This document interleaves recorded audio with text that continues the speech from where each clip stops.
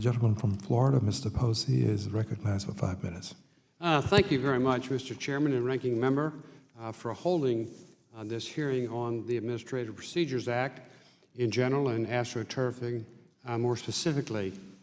The creation of false impressions of widespread, spontaneously arising grassroots movements in support or opposition to something is in fact a real problem, as you all have expressed, and I'm glad there's more people aware of it. You know, number one, most people believe that their elected representatives make all the laws, which is, grossly inaccurate understanding of how this place and many state governments work. They're unaware that in most cases, most laws are made by unelected people, unrecallable people, unaccountable people, and they do it without having the statutory authority that they're supposed to have, and they've been able to get away with doing that for decades. I've read multiple times, multiple sources, that the odds of someone being hauled into federal court or for violation of the law are 1,000 to 1 in favor of it being a law, i.e. administrative rule, enforceable as a law, that an unelected, unaccountable bureaucrat wrote, not that lawmakers actually passed. It's, I think, the biggest problem with the operation of our government.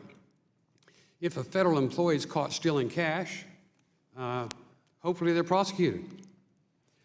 If a federal employee is caught stealing equipment, whether it be a copy machine or a backhoe, hopefully they're prosecuted.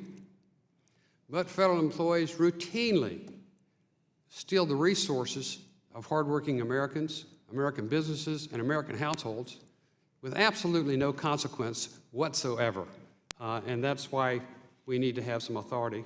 And the astroturfers are partners in that crime, by the way, I believe. You know, every member of Congress gets a copy every day of the Federal Register, which is mostly administrative rules, proposed changes, rules, executive orders.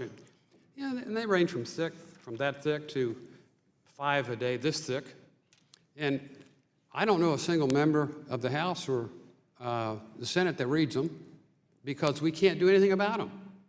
We've abdicated total control to the unelected, unaccountable bureaucrats, and the only way we can change any rule that they make is to pass a bill in opposition to it, and you all know how simple that is up here to do, right? Dr. Ballard mentioned the EPA.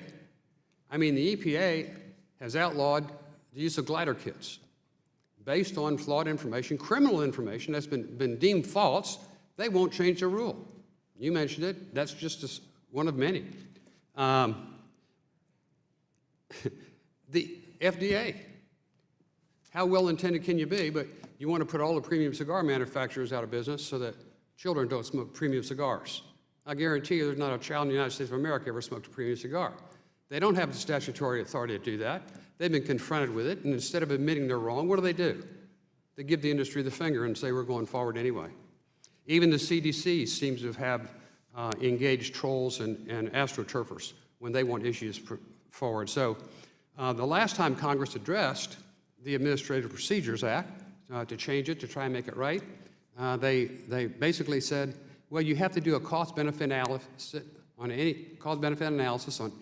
rule that causes over $100 million impact. So if you just impact every family in the United States by the total of 999 million, 900, et cetera, you don't have to do anything.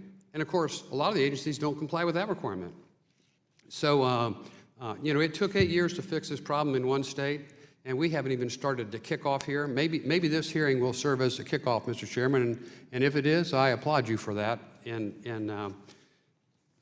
Almost running out of time here. I wish I could tell you about how we fixed it in Florida. It's a riveting story, but Dr. Bagdoyan, are you aware of any rulemaking processes that have gone into litigation based on alleged astroturfing?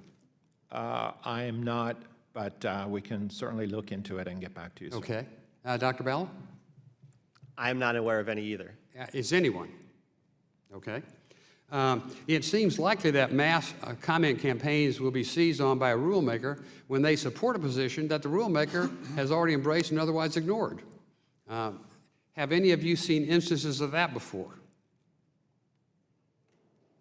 You're smiling. I think We all have if we're honest about it, but Ms. Novak?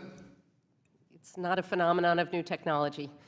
We always like the evidence that supports our point of view. Yeah, okay. All right, Mr. Chairman, I say I'm out of time. I yield back. Thank you.